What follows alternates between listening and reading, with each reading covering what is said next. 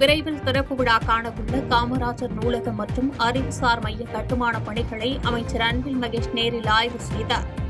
Trichy TVS tollgate அருகில் ரூபாய் 290 கோடி மதிப்பீட்டில் உலக தரத்திலான பெருந்தலைவர் காமராஜர் நூலகம் மற்றும் அறிவுசார் மையத்திற்கு கடந்த மார்ச் மாதம் தமிழ்நாடு முதலமைச்சர் மு.க.ஸ்டாலின் காணொலி வாயிலாக அடிக்கல் நாட்டி தொடங்கி வைத்தார்.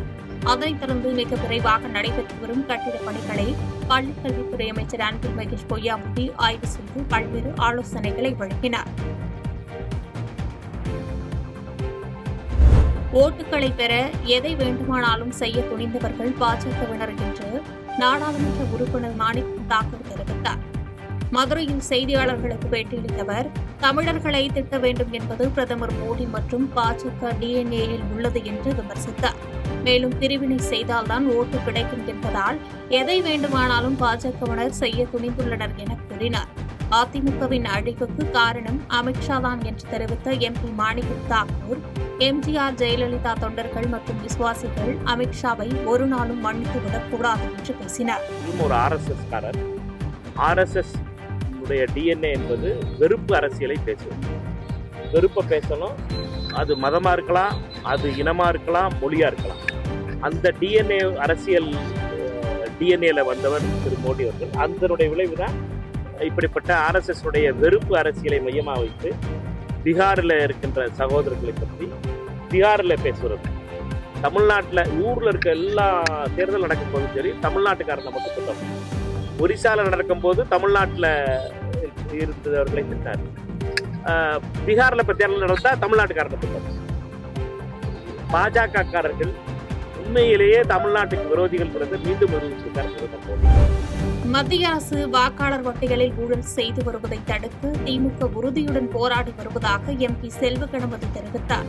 சேலம் மாவட்டம் எடப்பாடி சட்டமன்ற தொகுதியில் என் வாக்குச்சாவடி வெற்றி வாக்குச்சாவடி என்ற தலைப்பில் திமுக வாக்குச்சாவடி முகவர்கள், பூத் டிஜிட்டல் ஏஜென்ட் ஆகியோர்களுக்காக ஆலோசனை கூட்டம் நடைபெற்றது. இதில் சேலம் நாடாளுமன்ற உறுப்பினர் செல்வகணபதி சிறப்பு அழைப்பாளராக பங்கேற்று பல்வேறு ஆலோசனைகளை வழங்கினார். தொடர்ந்து உரையாற்றிய அவர், தமிழகத்திற்கு எதிராக செயல்பட்டு வரும் பாஜகவிடம் அதிமுக என்ற கட்சியை அடமானம் வைத்து விட்டார்கள் எனவும், தமிழினம் காக்க, தமிழக மக்களின் மானத்தை காக்க துணிச்சலோடு செயல்படும் ஒரே தலைவர் திமுக தலைவர் ஸ்டாலின் என்று கூறினார். மேலும் மத்திய அரசு வாக்காளர் பட்டியலில் ஊழல் செய்து வருவதை தடுக்கவே இந்த கூட்டம் நடைபெறுவதாக தெரிவித்தார். பழவேற்காடு அருகே உரிய அங்கீகாரம் இன்றி இயங்கி வந்த தனியார் பள்ளிக்கு அதிகாரிகள் சீல் வைத்தனர்.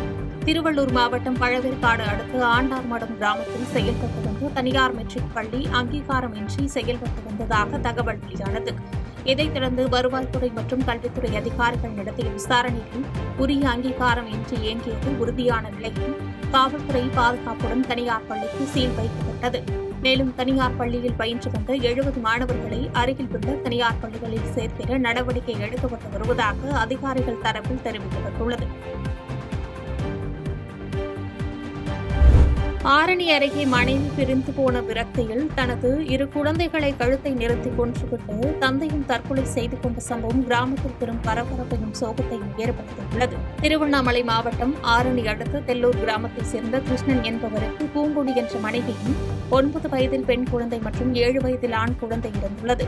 இந்நிலையில் கணவன் மனைவிக்கு இருவருக்கும் இடையே கடந்த 8 ஆண்டுகளுக்கு முன்பு நடந்த குடும்ப தகராறில் இருவரும் பிரிந்து தனித்தனியே சென்னையில் வசித்து வந்துள்ளனர். இதில் மகன் இருவரும் தந்தையுடன் வசித்து வந்ததாக கூறப்படும் நிலையில் தீபாவளிக்கு சொந்த ஊரான தெல்லூருக்கு வந்த கிருஷ்ணன் மதுபோதைக்கு அடிமையாகியுள்ளார். சம்பவத்தன்று மதுபோதையில் இருந்த கிருஷ்ணன் மனைவி பிரிந்து போன விரக்தியில் தனது மகன் மற்றும் மகள் ஆகியோரின் கழுத்தை நிறுத்தி கொன்றுவிட்டு தானும் மின்விசிறியில் தூக்கிட்டு தற்கொலை செய்து கொண்டார். காலை நீண்ட நேரமாகியும் கதவு திறக்கப்படாததால் அருகில் இருந்தவர்கள் அளித்த தகவலின் பேரில் அங்கு வந்த போலீசார் மூவரின் சடலத்தை மீட்டனர். மேலும் சம்பவம் குறித்து வழக்கு பதிவு செய்து விசாரணை நடத்தி வருகின்றனர். நெல்லை பாஜக அலுவலகத்தில் நயினார் நாகேந்திரனுடன் அதிமுக நிர்வாகிகள் ஆலோசனை நடத்தினர். அதிமுக முன்னாள் அமைச்சர்கள் RB உதயகுமார், கடம்பூர் ராஜு உள்ளிட்ட நிர்வாகிகள் ஆலோசனை கூட்டத்தில் கலந்து கொண்டனர். தொடர்ந்து செய்தியாளர்களை சந்தித்து பேசிய RB உதயகுமார், பசும்பொன்னில் உள்ள முத்துராமலிங்க தேவர் நினைவிடத்தில் OPS, செங்கோட்டையன், TTV தினகரன் ஆகியோர் சந்தித்தது குறித்த கேள்விக்கு மூவர் சந்திப்பால் அதிமுகவிற்கு எந்த பாதிப்பும் இல்லை என்றும் ஒரு நாள் பரபரப்புக்காக 3 பேரும் சந்தித்துள்ளதாக கூறினார். அது இந்த எதிர்கட்சி தலைவர் தெளிவா பதில் சொன்னாரு. ஒரு நாள் 2 நாள் பரபரப்பு அது நீங்க அது கூடுதல் பரபரப்பு பண்ணாம இருந்தா எல்லாம் சரியாயிடும். ஒரே ஒரு நாள் பரபரப்பு அவ்வளவுதான். நெல்லை பாஜக மாவட்ட அலுவலகத்தில் செய்தியாளர்களை சந்தித்த மாநில தலைவர் நயினார் நாகேந்திரன் முதலமைச்சர் ஸ்டாலின் தான் பிரிவினை தூண்டும் விதமாக பேசுகிறார் என்று குற்றம் சாட்டினார். முதலமைச்சருக்கு தோல்வி பயம் வந்துள்ளதாக விமர்சித்த அவர் தாவைக்கவுடன் பாஜக கூட்டணி அமைக்குமா என்பது குறித்த கேள்விக்கு கூட்டணியை பொறுத்தவரை தேர்தல் காலங்களில் எப்படி வேண்டுமானாலும் நடக்கலாம், அரசியலில் நிரந்தர நண்பர்களும் இல்லை, பகைவர்களும் இல்லை, நாங்கள் வெற்றியை நோக்கி பயணித்துக் கொண்டிருக்கிறோம் என்று கருத்து கூறினார். முதலமைச்சர் தான் பிரிவினையே தூண்டிட்டு இருக்காரு. இதுவரையிலும் பாத்தீங்கன்னா ஒவ்வொரு பேச்சுகளிலும் பாத்தீங்கன்னா பீகார் நீங்க உங்க கேள்வியை நீங்க கேட்கிறீங்க, ஆனா பீகாரிகளை பற்றி தவறாக பேசியது இந்த பதிவில் இருக்கிறது. அதைத்தான் எடுத்து மேற்கோள் காட்டி நான் பேசுறேன். முதலமைச்சர் இனிமேல் வட மாநிலம் தென் மாநிலம் இப்படிலாம் பிரித்து பேசாமல் இருக்கிறது பிரிவினைவாதத்தை தூண்டுவதற்கு சமமாக இருக்கு. செய்திகளை உடனுக்குடன் தெரிந்து கொள்ள கீழ்கண்ட கேபிள் மற்றும் டிடிஹெச் நெட்வொர்க்குகளில் எம்நாடு செய்தி தொலைக்காட்சியை காணுங்கள். பாதகம் செய்பவரை கண்டால் நாம் பயம் கொள்ளலாகாது பாப்பா. மோதி மிதித்து விடு பாப்பா, அவர் முகத்தில் உமிழ்ந்து விடு பாப்பா.